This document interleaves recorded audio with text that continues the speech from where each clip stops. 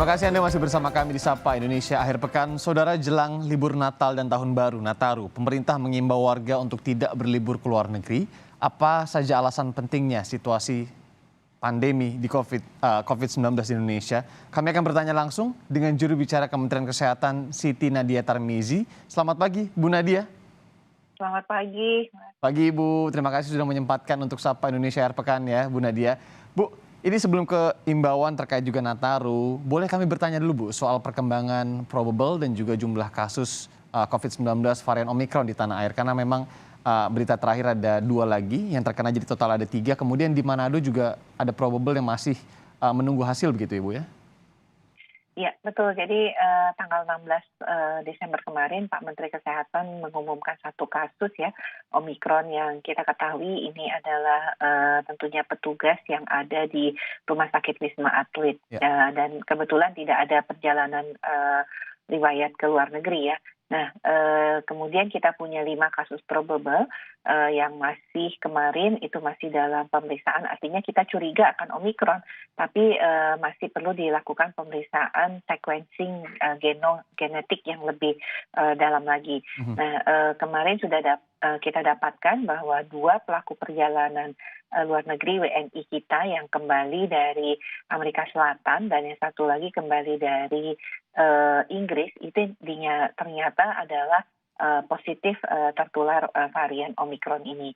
Nah, untuk 3 WNA yang saat ini juga positif dengan dugaan adanya varian Omikron, masih kita tunggu hasilnya mungkin dalam 3 hari atau 2 hari lagi kita semoga saja sudah mendapatkan informasi ini.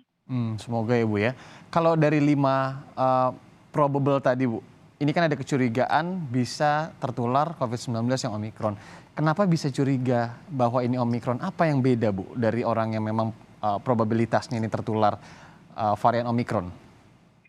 Iya, jadi kalau untuk petugas yang kita temukan di Wisma Atlet ya, ini kan didapatkan dari pemeriksaan rutin evaluasi dari fasilitas pelayanan kesehatan Wisma Atlet ya. Jadi seperti medical check up-nya begitu ya. Nah, kebetulan yang bersangkutan tidak ada gejala tapi kemudian positif. Tetapi dalam pemeriksaan positif ini artinya mereka dilakukan pemeriksaan swab dengan pemeriksaan PCR dan didapatkan angka CT-nya itu sangat rendah ya. Nah, jadi ada 3 kasus yang dengan kondisi tersebut yang kemudian dilanjutkan dengan pemeriksaan genome sequencing ya.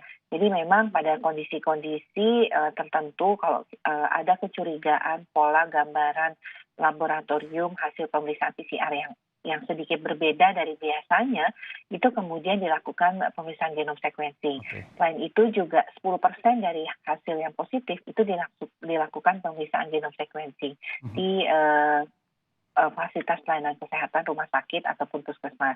Tetapi kalau untuk pelaku perjalanan karena 100% yang positif harus dilakukan pemeriksaan. Jadi kita tidak ada kecurigaan apapun ya kalau untuk pelaku perjalanan karena kemudian Karena memang seluruh sampel positif itu harus dideteksi apakah ada Omikron atau tidak. baru diketahuinya setelah dites genome whole sequencing tadi ya Bu ya?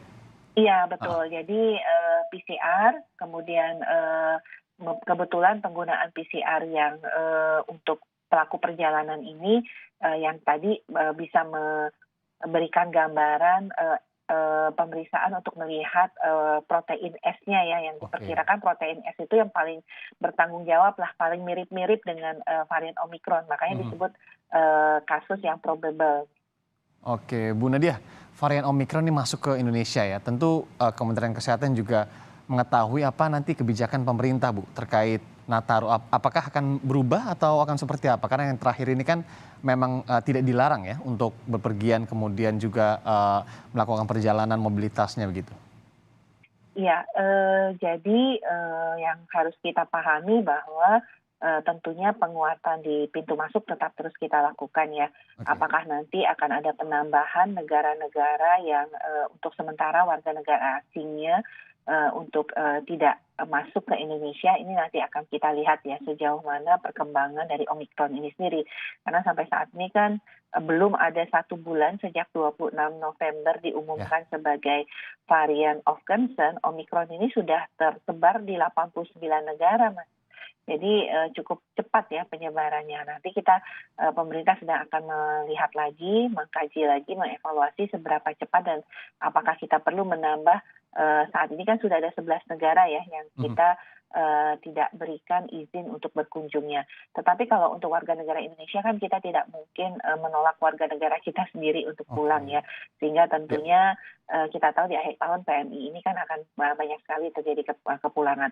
Nah, untuk di dalam negeri sendiri kita sudah sampaikan bahwa kalau yang belum vaksin 2 kali ataupun mereka yang memang tidak mendapatkan ataupun belum bisa mendapatkan vaksin karena kondisi kesehatannya ataupun karena vaksinnya belum lengkap, mobilitasnya akan dibatasi. Ya, kita sampaikan seperti itu. Artinya kalau tidak ada kepentingan karena harus melakukan perjalanan dengan alasan medis, maka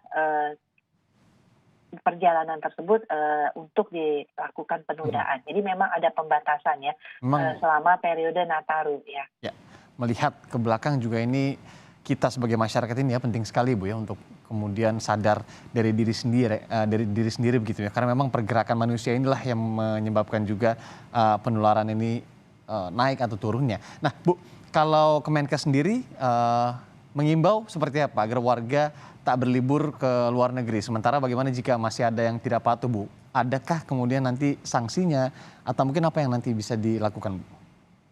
Iya, tentunya kalau untuk eee, melakukan perjalanan ke luar negeri, tadi sifatnya kan adalah tetap himbauan ya. Mhm. Artinya kalau tidak ada urgennya ditunda saja dulu karena Oke. kita lihat situasi di luar itu sebenarnya jauh lebih berbahaya daripada di negara kita Oh, sendiri kan. ya ya. Kita sendiri kan eee, berada pada level 1 ya, seperti negara Amerika, bahkan Uni Eropa itu kan mengkategorikan Indonesia sebagai negara dengan level penularan yang sangat rendah ataupun berada pada level Mhm. 1. Nah, tapi kan kita juga tetap harus menjaga negara kita ya, jangan sampai kemudian apa yang pernah kita alami, ingat di bulan Juli itu luar biasa Ya. bagaimana kita eee, berperang dan melawan kondisi dengan varian Delta. Dan yang harus juga kita tidak boleh lengah, varian Delta itu sampai saat ini masih merupakan varian yang eee, mendominasi ya virus Oke. COVID-19 di negara kita. Jadi dia setiap saat mengintai nih di dalam negeri. Sementara di luar negeri kita harus menjaga jangan sampai Omikron masuk dan juga akan berkembang. Nah, tentunya kalau yang akan melakukan perjalanan ke luar negeri ya kita tidak bisa melarang, Mhm. tetapi kita meminta untuk kita sendiri berpikir untuk memberikan perlindungan baik Ya, kepada diri kita maupun keluarga kembali kita lagi dan tadi ke menunda. ya, kembali lagi kesadaran diri kita sendiri kalau memang tidak terlalu penting sudahlah ditunda dulu agar mungkin nanti ada waktu yang lebih baik lagi, jangan di jelang-jelang Nataru ini juga. Kemudian tadi yang di dalam negeri pun begitu ya Bu ya, agar mobilitasnya tidak terlalu tinggi dan berpotensi ya menjadi penularan COVID-19 apalagi varian Delta tadi Ibu sebutkan masih mendominasi. Kita tahu itu juga lebih menular begitu. Kemudian juga Omikron sudah mulai masuk ke Indonesia. Ibu Siti Nadia Tarmizi, juru bicara Kementerian Vaksinasi Kementerian Kesehatan Republik Indonesia. Terima kasih sudah meluangkan waktu kembali bersama Sapa Indonesia Akhir Pekan. Sehat selalu Ibu, sampai berjumpa di lain waktu. Sama-sama, mari kita jaga Indonesia.